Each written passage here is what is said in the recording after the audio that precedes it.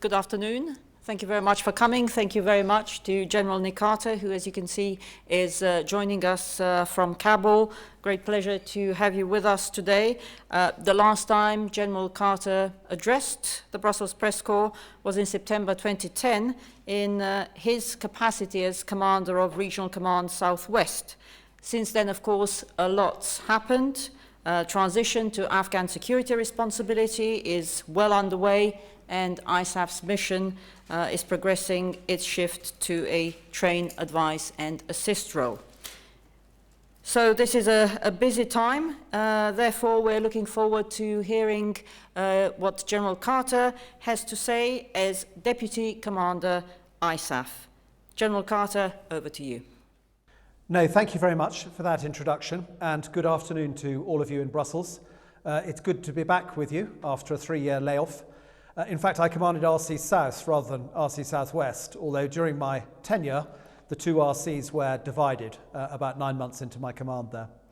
What I thought I would do for you this afternoon is to give you a sort of overview of how we see the campaign at the moment, which I hope will prompt some questions thereafter. I think the first point to make is that we are at an inflection point in the campaign. The announcement that President Obama and President Karzai gave on the 11th of January this year in Washington that brought forward Tranche 5 and the associated Milestone 13 to the springtime has, in a sense, brought on this inflection point, perhaps more quickly than one might otherwise have expected. What it means is that the ISAF mission is being refocused. And from a military perspective, it means that we are supporting the Afghans, and they are the supported piece of this. They effectively will have, from the moment this announcement occurs, the security lead at the national level. Now, this refocusing of the mission means that we will place our effort very much on the basis of train, advise, assist, and also support. And the support piece is important, because as we stand at the moment, there are certain capabilities that the Afghans still require us to supply for them. And particularly here, we're talking about air power, aviation, medical evacuation, some logistics support, the counter-IED piece, intelligence support, and some help with command and control. And those are important supporting capabilities, which without I think the Afghans would find life quite difficult at the moment. Now, what we're trying to do is to build on the concept of a layered security, which will bring together many of the different Afghan security force capabilities on the ground at provincial and at regional level, which will deliver collectively an output that is rather greater than the sum of the parts. And that's the piece that we'll work on very closely with the Afghans during this summer. And it's our goal that come this autumn, we should be able to look back with the Afghan security forces, having managed the period of high operational tempo that generally comes in the summer, and look back with some confidence on what they've achieved. And we hope that as a result of that, the conditions will be effectively created for what will happen in early 2014 with the election. Now, at that juncture, it's our plan that we will effectively thin up the Afghan chain of command, both in the army and in the police. Because during the course of this summer, we will have sufficient forces and security force advisory teams to be able to provide advice at the Kandak or battalion level and at the police provincial level.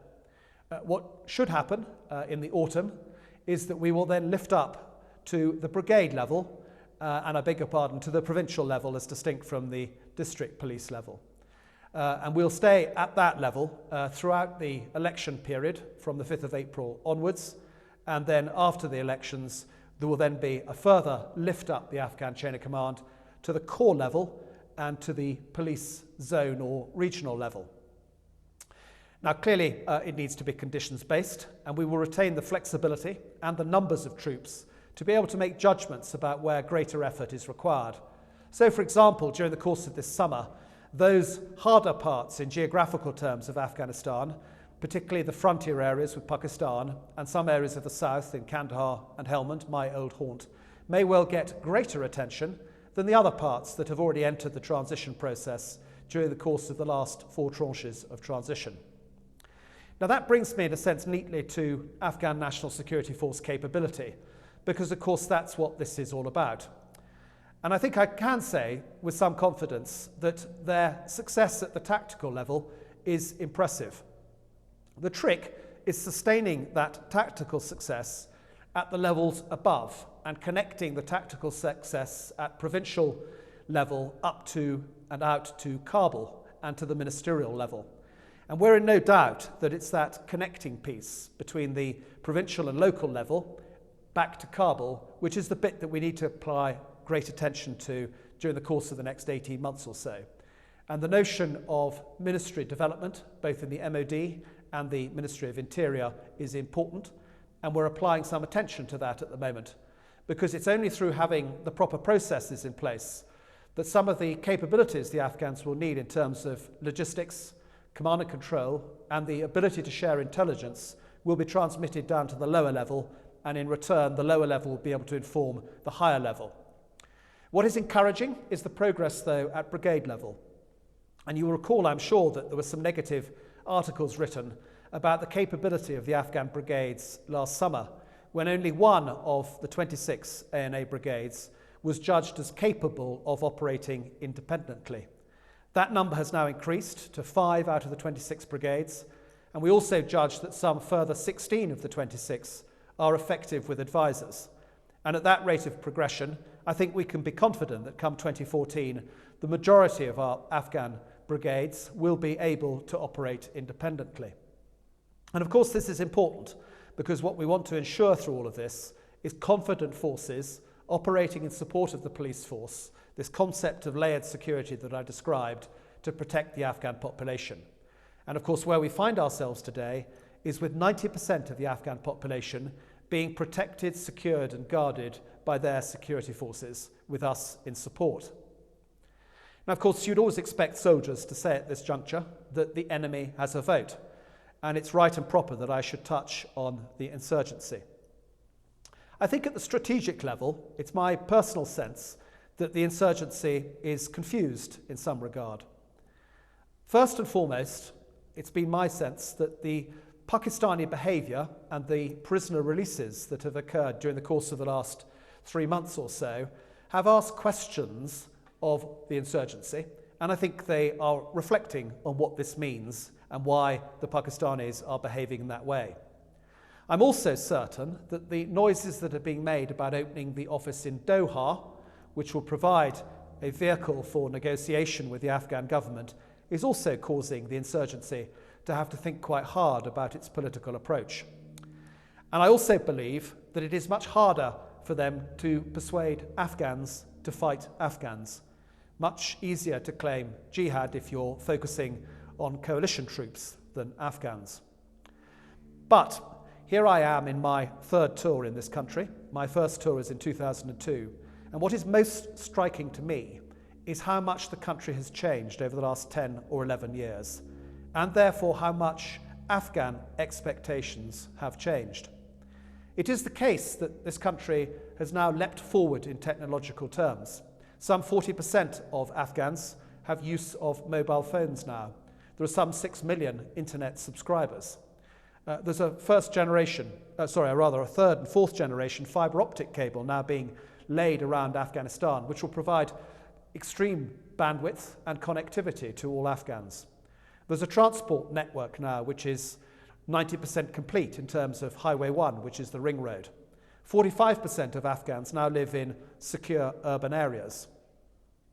And indeed, when you look at the education statistics, the Minister Farooq Wardak, was claiming only yesterday that there are now some 9 million Afghan children in school, of which some 40% are female.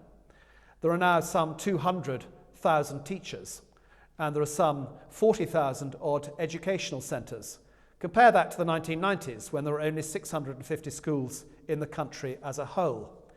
And when you look at the access to healthcare and the fact that maternal mortality is now down some 80% during the course of the last 10 years, I think that you have a very different country. And it's a country that the insurgency is having to think very carefully about how it re-engages with in political terms. Only in last November, in his Eid speech, Mullah Omar was being very cautious about the idea of how the Afghan population should be treated by the insurgency. And it's my sense that were the insurgency to return, and I put that in parenthesis, they would return a very different political grouping to when they left 10 or 11 years ago. It would have to be a very different party that engaged with the Afghan people in political terms. But we should be in no doubt that they still have capability. And the two complex attacks that have taken place in the last 24 to 36 hours are indicators of that, one in Helmand and one in Jalalabad. They also have the capability to attack Kabul and to mount spectacular attacks against government institutions and people in Kabul. And of course, they have the capability and the capacity through coercion to be able to apply the insider threat, which we've become to know well during the course of the last 18 months or so. So the capability is very much there, and the plain fact is that it will be a political solution that ultimately will remove that capability. It is, of course, a regional problem, and I think what has encouraged me returning to this country after a couple of years' layoff is the extent to which I detect a change in Pakistani behaviours and outlook. For the first time ever, one hears General Kayani, the Chief of Staff of the Pakistani army, talking about counterinsurgency and the fact that Afghanistan and Pakistan have a shared threat. And Pakistan is leaning into confidence-building measures, both on the border, in terms of the exchange of liaison officers, but also in terms of invitations to Afghan security forces to come over and be educated in their military institutions. And all of that, to my mind, is very positive, because it's about confidence building and about getting the two countries and their militaries to become better partners. Now, all of that, you may think, is quite rosy. My sense is that it's realistic, but I'm in no doubt that we've got two very important years ahead of ourselves. 2013 will create the conditions for, we hope, a successful political transition in 2014. And that will be, I think, the basis on which so much of our effort over the last 10 to 11 years will be judged. And we should be in no doubt that deadlines have a habit of focusing minds, in political terms, in regional terms, but also in the minds of the Afghan population. And I think if I had a concern, and what I judge to be the centre of gravity of the campaign at the moment, it is the notion of Afghan confidence. Afghans, unless we're careful, will think, and do think, that the end of 2014 will be like 1991.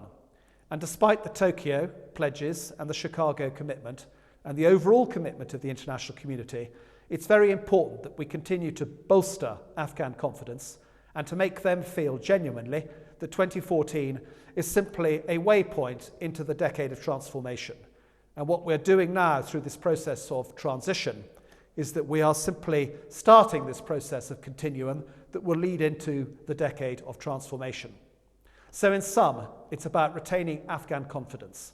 And it's Afghan confidence that will ensure that all the various ingredients of this campaign come together to achieve campaign success. Thank you for that, and I look forward to taking your questions.